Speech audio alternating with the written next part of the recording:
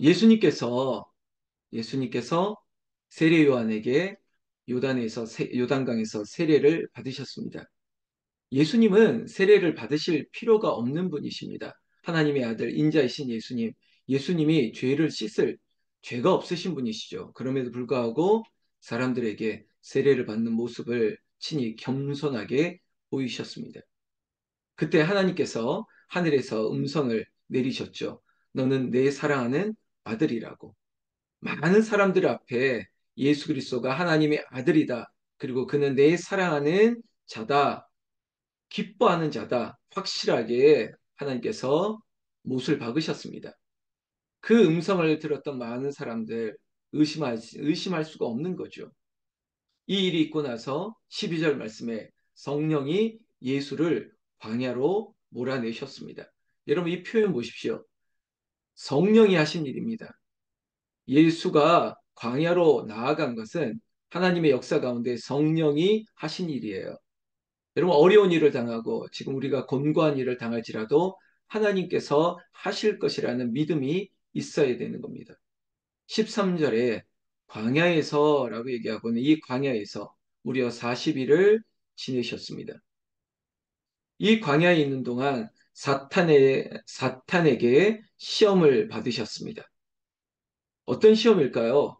이 40일을 지낸 후에 앞으로 사탄이 시험하는 내용도 우리가 보게 될 거지만 여러분 예수님이 홀로 계신 것이 아닙니다.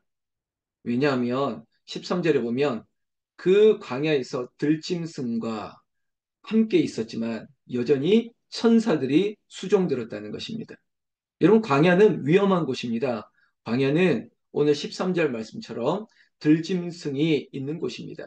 위험이 도사리는 곳입니다.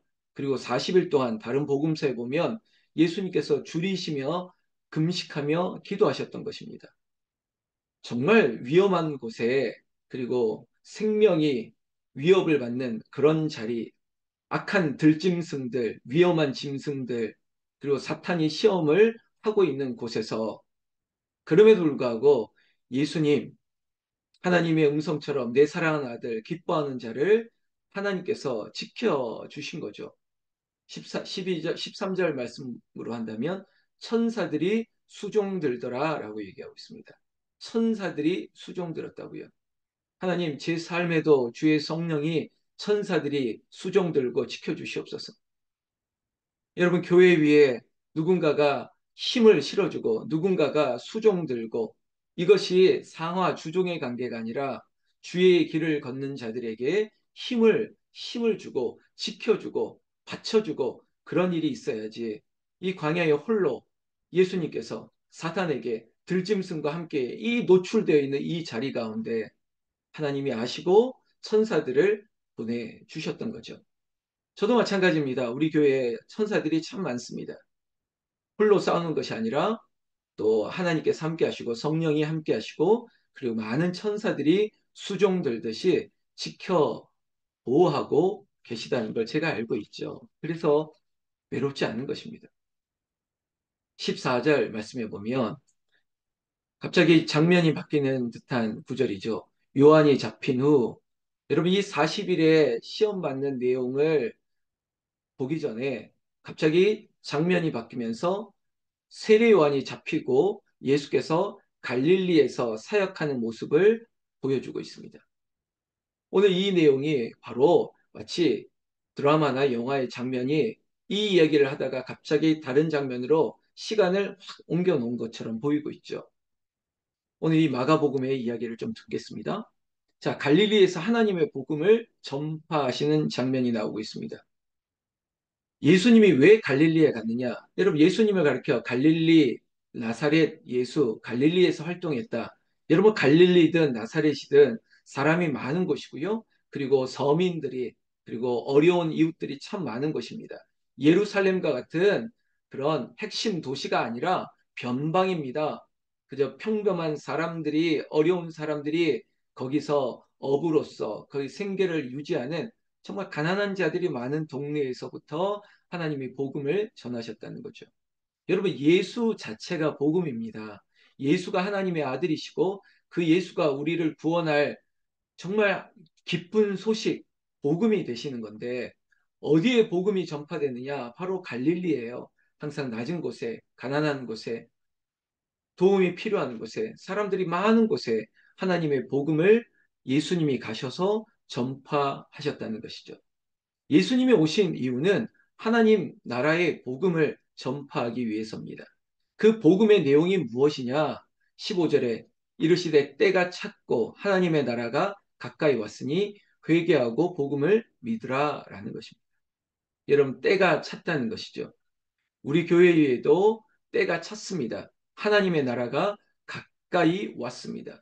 우리가 신명기 말씀을 통해서 가나안이 우리에게 차지할 땅으로 하나님께서 아주 가까이 우리를 요단 그 바로 맞은편에 이르게 하시고 그 요단을 건너 차지하게 하실 그 때를 주셨던 것처럼 하나님의 나라가 그 때가 찼고 우리는 이 나라가 그냥 주어진 것이 아니라 하나님이 주어진 선물인데 그러나 우리는 회개하고 하나님께 기도하는 겁니다.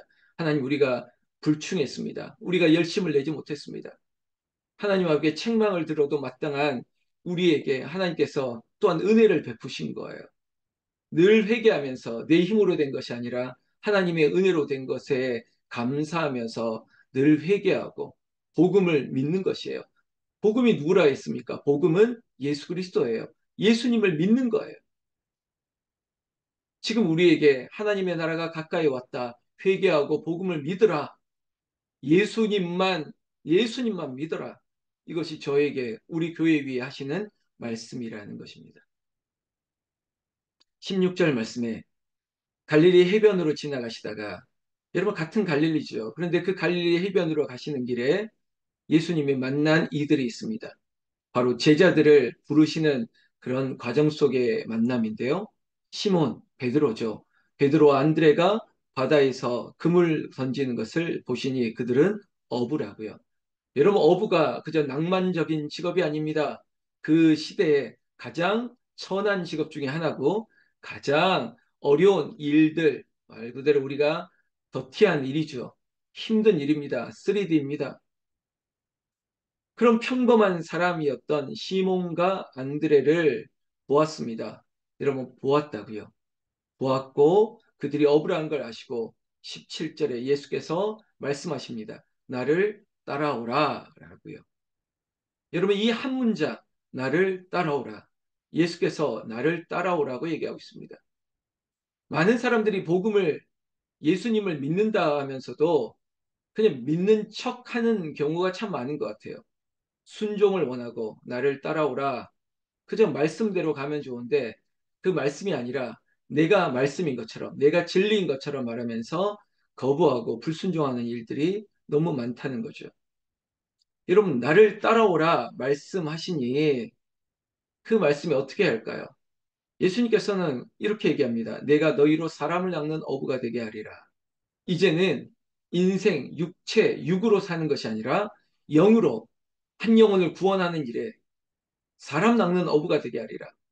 우리 교회 위에 사람을 낚는 어부가 그리고 우리 성도들이 우리 가족들이 한 영혼을 구원하는 일을 위해서 우리에게 기회를 주신 거예요. 그저 우리가 편안하게 살기 위해서 우리에게 그저 윤택함을 위해서 그게 아니라고요. 우리만을 위해서가 아니라 우리를 통해 우리의 작고 연약한 우리가 한 영혼을 위해서 그리고 사람을 낚는 어부가 되게 하기 위해서 우리를 부르시고 있지 않습니까? 저도 마찬가지입니다. 그래, 너에게 기회를 준다. 많은 사람이 있는 곳에 가서 정말 갈릴리 이런 사람이 많은 곳에 가서 네가 사람을 낚으라는 거죠. 사람 낚는 어부가 되게 하는 이 사명을 위해서 우리를 부르시고 우리에게 하나님의 나라를 허락하시는 거죠. 그러면 우리가 할 수 있는 것 무엇입니까? 오늘 우리 교회가 해야 될 일인데요. 모든 성도들이 해야 될 일이고 18절 곧 그물을 버려두고 따르니라. 버려야 됩니다. 여러분 이사 갈 때도 버릴 것을 버리지 않고는 참 힘듭니다. 버려야죠. 버려야지만 따를 수가 있는 것입니다. 무엇을 버릴까요? 생계를 버릴 정도였습니다. 그물을 던져야 되니까. 그의 직업을 내려놓아야 되니까. 이런 각오 없이 어떻게 예수를 따를까요? 누가 너 하나님께 이끌려 일평생 주만 바라고 예수가 복음인 걸 알고 예수가 메시아 하나님의 아들인 걸 알기 때문에 예수님의 음성을 듣고 예수님이 나를 따라오라 라고 했던 그 음성을 듣고 따라가는 것입니다. 우리 교회 많은 순종하는 하늘나라 가족이 사람의 목소리를 따르는 것이 아니라 하나님의 음성, 예수님을 보고 따르는 것이죠. 말씀을 보고 따르는 것이에요. 말씀을 보고 따르는 것이지 그저 고린도 교회처럼 누구 누구 사람의 말을 듣고 따르는 게 아니죠. 그것뿐만 아닙니다. 베드로와 그 안드레뿐만 아니라 19절에 보면 조금 더 가시다가 세베대의 아들 야고보, 그 형제 요한, 야고보와 요한을 또한 보시고 그들도 배에 있어 그물을 깁는데 여러분 지금 야고보 요한도 어부입니다. 직업이. 여러분 베드로 안드레 야고보 요한 어떻게 보면 그 핵심 예수님의 핵심 제자와 같은 가장 먼저 부름을 받았던 제자들 그들이 화려한 사람이 아니에요. 이 네 명이 다 어부예요.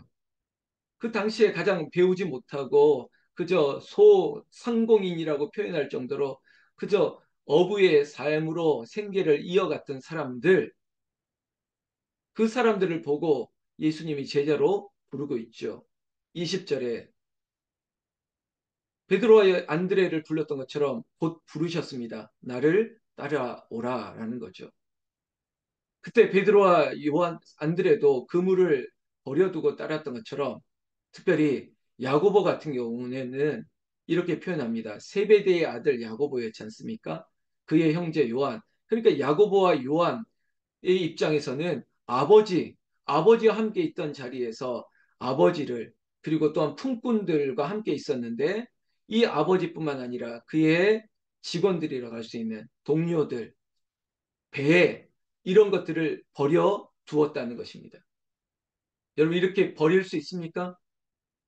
지금 제가 어떤 가족을 버리라는 얘기가 아니라 예수를 따르려면 이런 다짐, 그래 아버지, 품꾼들, 배를 버려두고 예수를 따라갔다는 것입니다. 여러분 이런 각오로 주님을 따라가는 것입니다. 예수님은 어떤 분이십니까? 예수님은 하나님의 아들이세요. 우리에게 복음이 되어 주시고 기쁜 소식이 되어 주시고 예수님이 우리의 인생을 바꿔 놓으시는 거예요. 어부를 고기 낚는 어부를 사람 낚는 어부 하나님의 나라의 복음을 위해서 제자로 하나님이 부르시는 것이죠. 여러분 이렇게 인생이 완전히 전환될 수 있는 건 예수밖에 없습니다. 예수만이 할 수 있는 일이에요. 어찌 알았겠습니까? 저 사람이 누군 줄. 그러나 그 예수의 음성을 듣고 따라가니 인생이 바뀌는 겁니다. 우리 교회도 오직 예수님의 말씀만 따라야 됩니다. 그리고 예수님의 말씀만 믿고 다 버려두고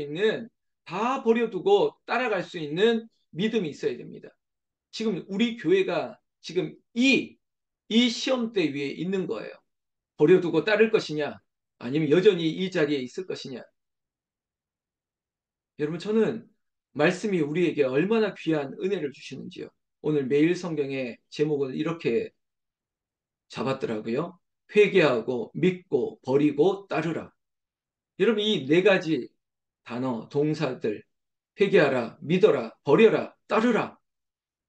이걸 지금 누구에게 하시는 말씀일까요? 우리 교회 위에 하시는 말씀이고 저에게 하시는 말씀이고 끝까지 하나님의 나라 복을 위해서 회개하고 믿고 버리고 따르라.